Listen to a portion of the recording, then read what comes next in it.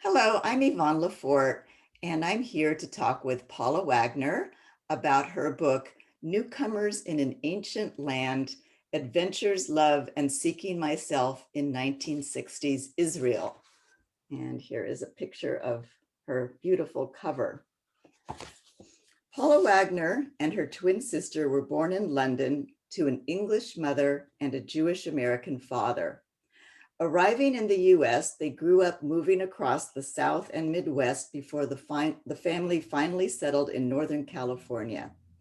Enticed by wanderlust at an early age, Paula has also lived in Israel, Italy, and France. She holds a master's degree in career development and a bachelor's degree in women's studies and has studied languages at the Hebrew University of Jerusalem. She divides her time between creative writing and career coaching. Welcome, Paula. It's really great to be with you. I'm thrilled to be here, Yvonne. And I am very, very excited to talk to you about your book, which I really, really loved reading. It's a beautiful memoir and really excited to talk to you more about it. So I thought that we could start off just by having you tell us a little bit about your memoir and why it was important for you to write it. Great. Yeah. Well, I hope that it's the title and the subtitle really capture the essence of the book, because it really is about my adventures, love, and seeking myself in 1960s Israel. And I chose seeking rather than finding, because it really was sort of an odyssey that actually set my life ticking in the direction that it has taken over now 50 years later. So the reason that I wanted to write it originally was just for personal self-knowledge. I wanted to go back and reconnect with the young girl that I was then, the sort of, you know, I had an impetus to go to Israel, which I talk about in the book. But, at age 18, I was kind of a combination of fear and bravado and the desire for adventure that drove me to go off to Israel. And so that was the original impetus. And then I worked with a wonderful writing coach, Linda Joy Myers of the NAMW, National Association of Memoir Writers, and a memoir group. And they encouraged me to publish. And then I also found the publisher, She Writes Press. So I want to give them a big shout out, because without them, I really would just have kept this as a personal journal of self-exploration. Mhm. Well, it really is a really beautiful memoir. And I'm somebody who really loves to travel and I really like adventure. So that's what really drew me into your book. So I'm just curious. I mean, as I just said, one of the reasons I love the book is because I too share your love of travel. But who would you say your main audience is for this book? Well, that's a great question, because, as I say, originally I just was writing it for myself. So I didn't really have an audience in mind. But now that the book is out, I'm getting feedback from readers, and that helps me understand who my audience is. But I would say anyone who, like you, loves travel, um, anyone who has possibly fallen in love with or married a partner from another culture and has experienced what it means to cross cultures and live in different and speak different, learn and speak different languages. Um, and it could be Jewish or non-Jewish. So I thought I would give you a couple of examples of people who reflected back to me why they were attracted to the book. One of them is a young man I recently met who happens to be Cuban born, but grew up speaking Russian because his mother was a Russian Jew who married a Cuban in the 60s. And he and I had this wonderful conversation about what he calls code switching, which usually, is more in reference to Black-white relations in this country. But for him, he was saying that anyone who speaks different languages and crosses back and forth between cultures is really code switching. So that spoke to me, and the book spoke to him because that's what happens in the book. I go and learn a new language and culture, and I have to function in that world. And so in the process, I become really another person in some ways. So that was one person. Another person told me that although she isn't Jewish and she's never been to Israel, she had traveled and fallen in love with a man from another culture. And so my experience spoke to her. And then a third reader who knows my story very well said that from her perspective, I was fulfilling my destiny. And so that's another way to look at it. So each person will take away something different. But, they talk about authors having to find their tribe. Mhm. And I thought about that, but I'm thinking what I look for is people who are fellow travelers, and with all the implications of that, people who are willing to step outside the bounds of a more narrow reality and in the process discover themselves and each other. Mhm. So there are really several themes going on in this book at the same time, right? Yes. Yeah. So you have really a very wide readership of people that could really enjoy this book, whether it's people who are Jewish or non-Jewish, people who have lived in other countries, or people who are seeking their Jewish roots. There's just a lot of different themes going on in this book. And even your relationship with your family, especially your father. Mm-hmm.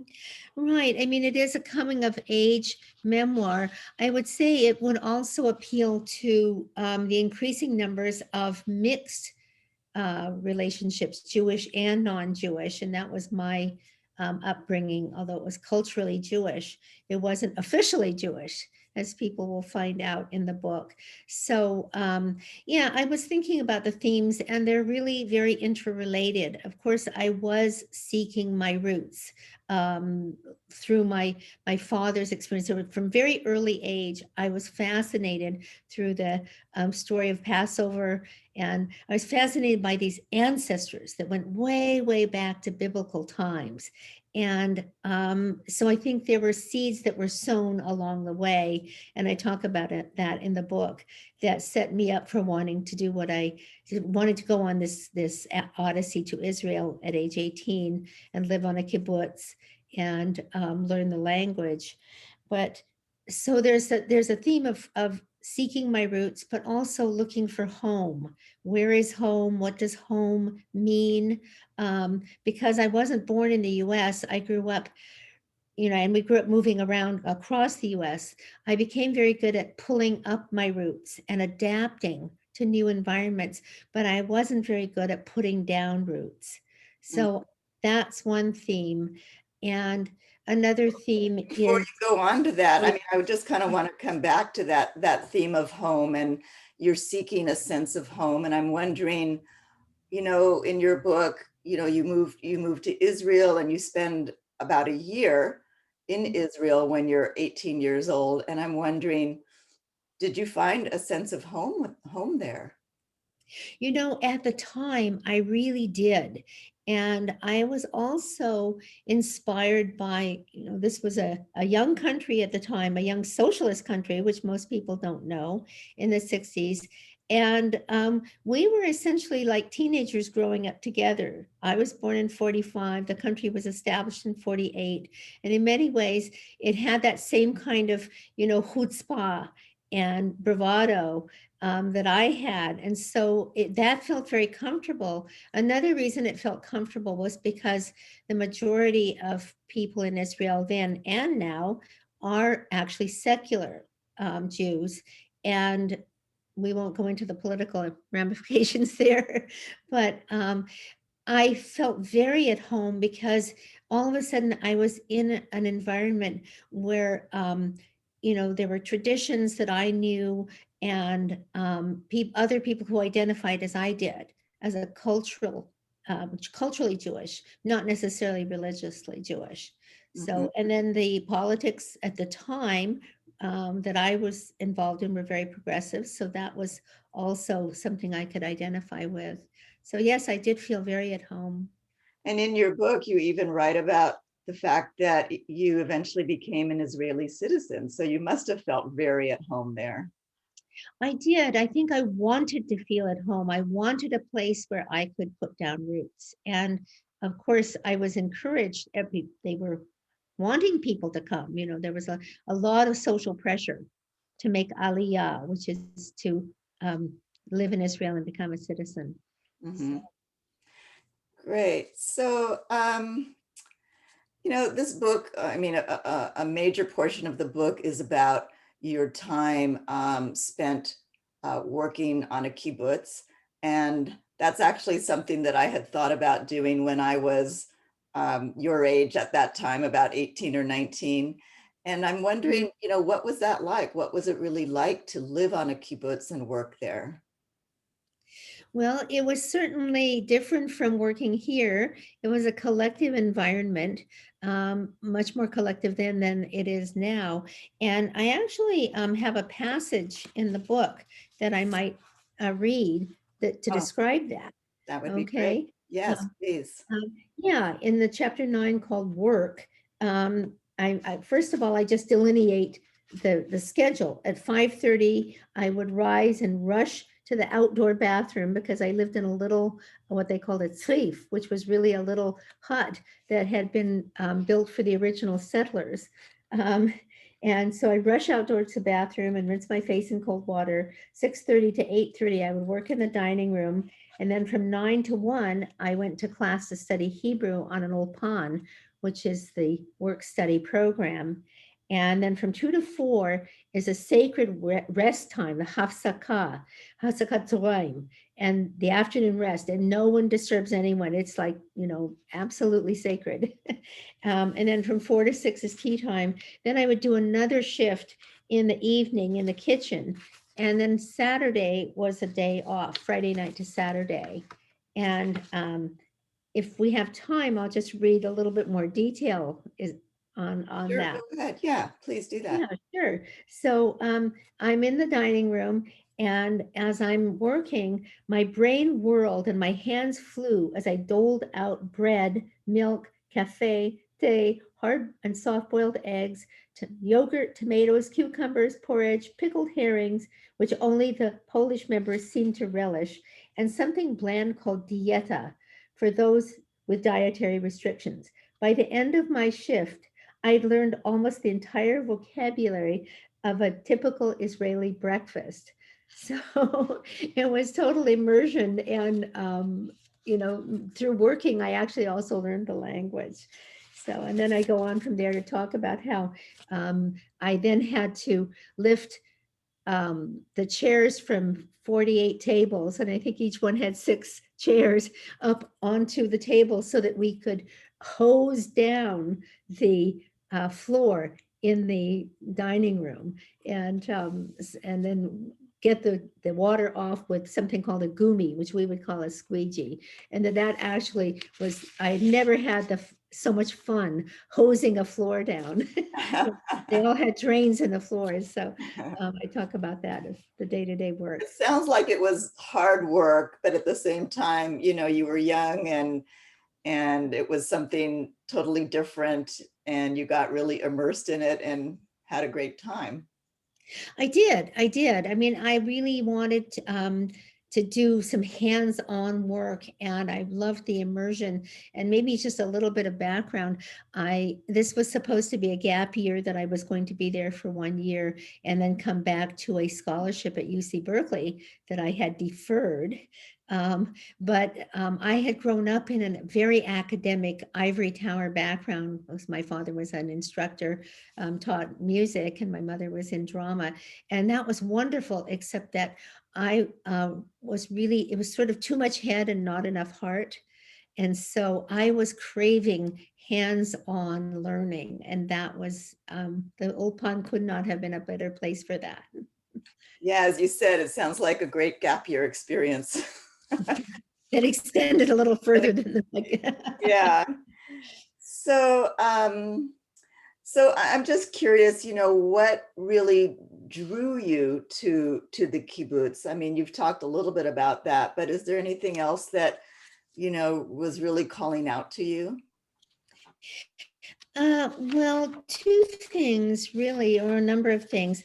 On a practical level, it offered a great way, as you said, to have a gap year on a very, very tight budget, because it was a work study program where all your basic expenses were covered and you got a small stipend. So it wasn't going to cost me a lot to have a great adventure. Um, so that was one level. The other level was the inspiration of helping to build a country. In Yeah, those days, that was a big part of going to Israel, and also helping, being part of the revival of an ancient language. And that just thrilled me, that idea. I've always loved languages. And so to have that connection to a language that, you know, well, it was still used for religious purposes, but it was being revived as a spoken language. So that was very exciting. mhm, And but then there was another element, and I talk about this in the book. When I was 15, I met a very, very charismatic Moroccan Israeli woman who, without going into too much detail, she is the one who really told me about the kibbutz. She had lived in Israel, and she gave me a very, I think, a very realistic assessment. She didn't sugarcoat some of the problems in Israel or the conflicts or the discrimination that she had experienced as a Moroccan Israeli, but she encouraged me to go and seek out my roots. And she's the one who gave me what I think of as a key, because I was feeling very confined at home and essentially actually very depressed in the foggy redwoods of Northern California, which are very beautiful, except when you're enclosed in them all the time. yeah. And so I I sometimes say that I had to go to a hot, dry place to dry up all my tears. So I Mm, had this intuitive sense that I needed to get away from where I was living. And she gave me the key. And then, as the book describes, and as my next book will describe even more, she really was the one who set me on my path.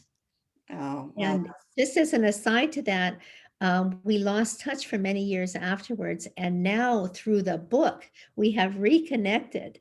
And this is a woman in her 80s now, was just as charismatic as she was when I knew her. She was only really 9 years older than I. So oh, that's been a great blessing for all the effort of writing the book. that's really wonderful. So you did not go to Israel by yourself, did you? You have an identical twin sister. Mhm. And one of the themes in the book has to do with seeking your own identity and finding yourself apart from your sister. Could you talk a little bit about that? Yeah. Sometimes it's a little hard to describe the twin experience to singletons, as we call the rest of you. But, and of course, each twin dynamic is different anyway. But my sister and I were very close, but we're also very competitive. And I sometimes joke that I can be very independent as long as I'm in a relationship. So our watchword growing up when we were from very young was let's have an adventure. And so this was like going to be the biggest adventure of all. She wasn't as quite as enthusiastic as I was for various reasons, which I'll probably talk about in my next book. But the truth was, I I wasn't really ready to venture out on my own. And so I really wanted her to come with me. And at the same time, we knew that by 18, it was time for us to separate physically, and start to, pursue our own paths. And so by going to Israel, what we decided to do was to live on separate kibbutzim. So I lived on one on Ein HaShofet, and she went to an old pond in Kibbutz Hazorea, which is very close as the crow flies, but felt like a million miles away when we separated. So I remember a terrible physical feeling of just literally like being cut in half when she stepped off the bus and went off to her own kibbutz. But eventually that healed, and we went on and we did form separate lives. And I think that was a great part of it. So We you dared to do that. you were really able to begin to find yourself through this experience of separation from your twin sister Naomi. Right, but we weren't, we were able to have parallel experiences. And then every so often we would go to visit each other. And so we still had a chance to see each other and compare notes and compete as to who had learned the most Hebrew. So that was, we still kept the relationship going, but we were able to have our own experiences too. So who did learn the most Hebrew? I think she did actually, and she ended up staying in Israel for 7 years.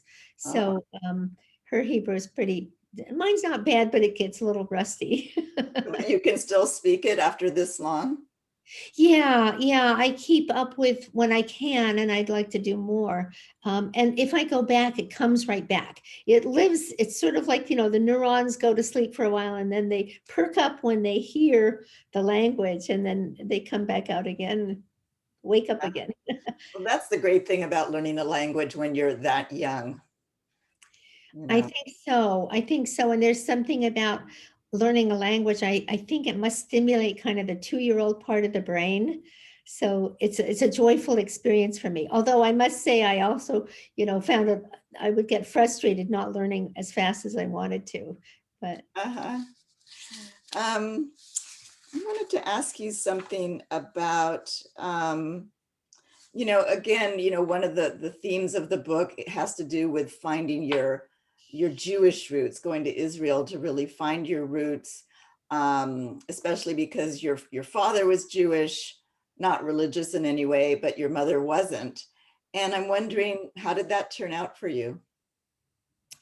well, I think it validated the upbringing that I had, and which was paradoxical in a way because my dad was actually very assimilated, and I think really kind of trying to maybe not shed so much as broaden out of the Jewish world.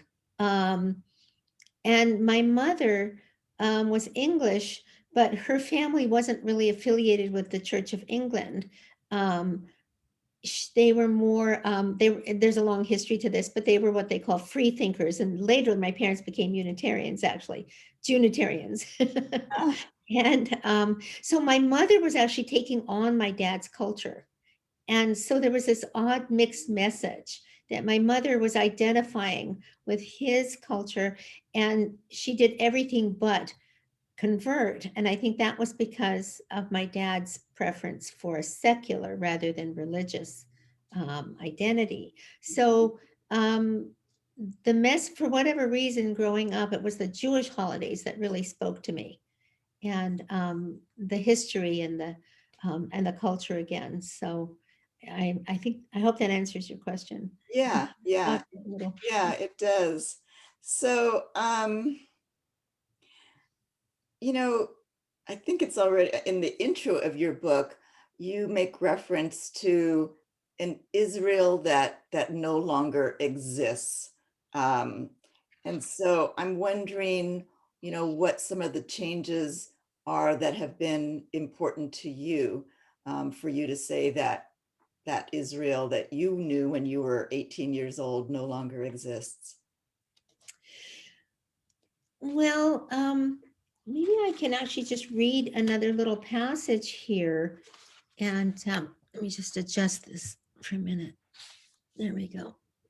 Um, Again, one of the reasons I wanted to write the book was to capture my memories for myself and for my family and for readers of what Israel was like then. Not so much for the sake of nostalgia, but to really, it was almost as if I didn't capture them they would just fade away because Israel has changed so much in so many ways. The landscape has changed, and I'll just read a short passage about that.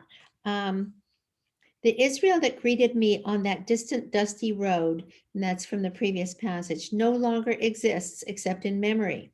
Today, parts of the Promised Land have been paved over to such an extent that the life and landscape of the early 60s in this story may sound fantastical. Humming freeways carry a population of 9 million between skyscrapers and shopping malls. Villages have become towns, and towns have burgeoned into cities in a building frenzy designed to accommodate a population that has tripled in half a century. So from 3 million to 9 million and growing. Jerusalem, while officially united, remains a tale of two cities deeply divided, east and west. And then I go on to say how I too have grown and changed. So I wanted to compare those two things. And of course, I think another huge, huge difference in now 3 generations since I was there is the internet. Yeah. So in the 60s, we didn't even have telephones and we did not have TV in Israel. I had neighbors who would watch, they spoke Arabic as well as Hebrew, so that they would watch Jordanian TV, which they could get because we didn't have TV until 1974. Wow. So, but we had wonderful radio, BBC, and you could listen to the news in multiple languages. So often I would listen in English, then French, then Hebrew, and then, you could go on from there, Russian, Bulgarian, you name it, Arabic. And so I got all my news that way. But distances seemed far more vast because of the lack of communication infrastructure. So you couldn't just call somebody up. I couldn't even call my sister on her kibbutz. I would pass a note to her for somebody to take when they went there, to visit from one kibbutz to the next. And that's how people stayed in touch. Uh-huh. So I think that made, we wrote aerograms home. You had to write in tiny little letters on this thin blue paper I to give remember doing that too when I lived in Germany. My it parents said right. they had to use a magnifying glass to read my letters because I wrote so small to cram a lot onto those aerograms. And those changes really in the span of time are not very, it's not a very long period of time, but they make a huge, huge difference. So, for example, if I had a problem, I would just have to solve that myself because there was no sense in calling anyone or reaching out to my parents or whatever. I had to, so I think that contributed to my independence, actually. But it also gave you a sense of being in a completely different world. Uh, Uh-huh. so, Yeah. so those are just some of the changes, I think. And then, of course, there have been many political changes, Yeah. and we won't go in. The book, I just want to say, is really my personal journey. So, of course, it has my political biases there. You can't talk about Israel without politics, but it isn't really a political story as much as a personal journey. Yeah. And part of that personal journey was meeting a guy, right? Mhm. So what I also loved about this book is that there's a love story in it. Yes, Actually, there there's a is. couple of love stories in it. Right, right. Well, I met my first husband, Rene, who was French. And I think looking back, and this is another thing I wanted to re-examine, how did that happen and what was that about? And I think, again, part of it was the love affair with language. We didn't share a common language, so we had to figure out how to communicate in English, French, and Hebrew, which we still do. And so that was one, but that was not uncommon in Israel because there were so many different people from different places that the language barrier wasn't really seen as a huge issue.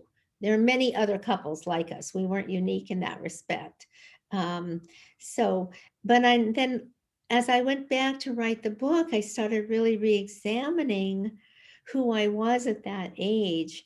And why I immediately, almost immediately having left the relationship or having separated from my twin, I found another partner. And I do attribute a lot of that to the fact that I just work better with a partner. It's the old thing, being very independent as long as I'm in a relationship.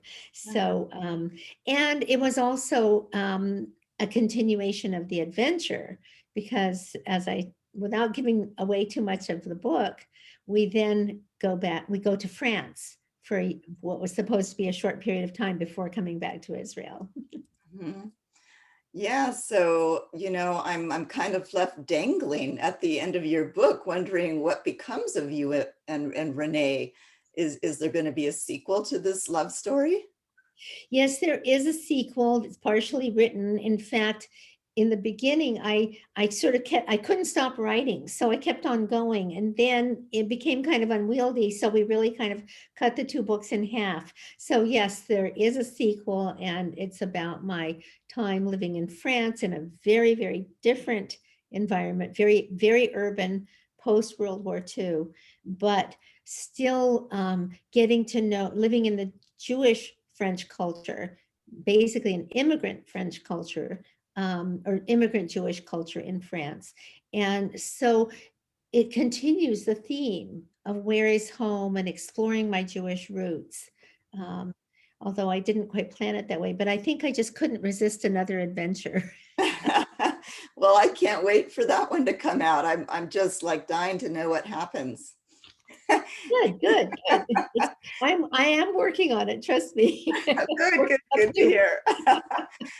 So I guess my last question for you is, just about the process of writing a memoir. And, what was that like for you?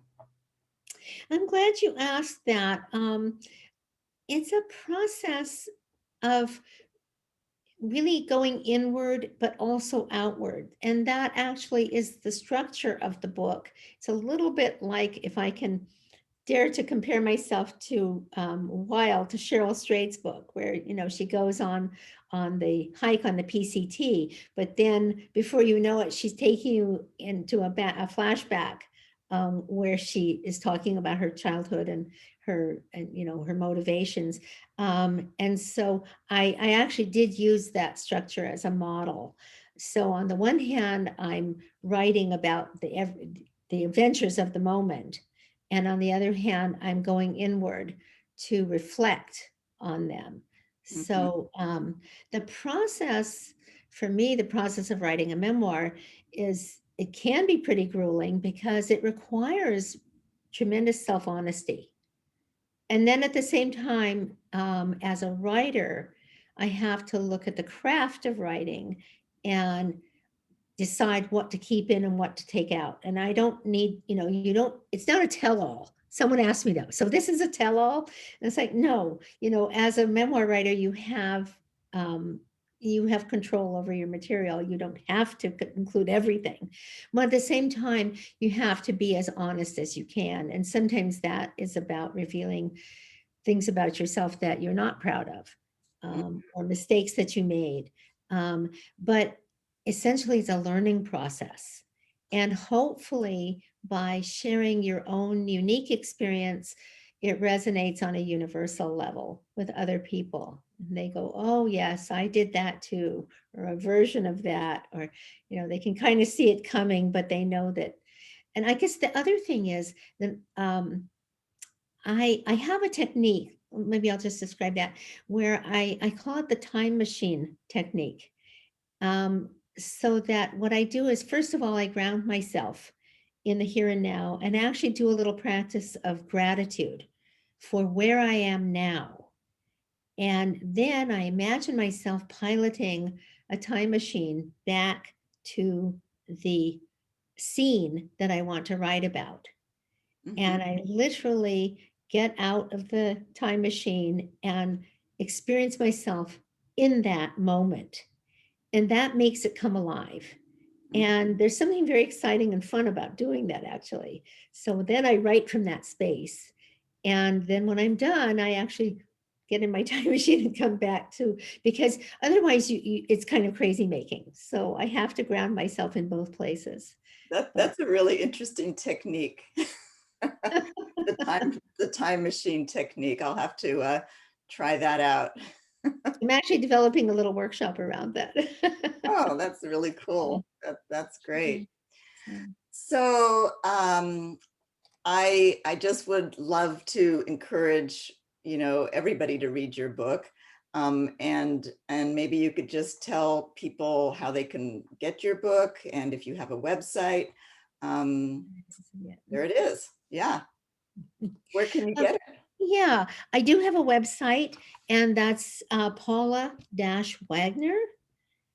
And wait, let me just find that here. And yeah, paula-wagner.com. And you can find out more about me and about my projects there. I encourage people to ask their local bookstore to order it. They can easily find it on their computer. And as a last resort, you can order it online at that A word. Big A. Behemoth that it shall go unnamed. But and you can certainly go on Amazon and look at the book, but I really encourage people to support their local bookstores.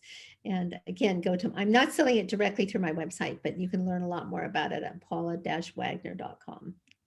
Great.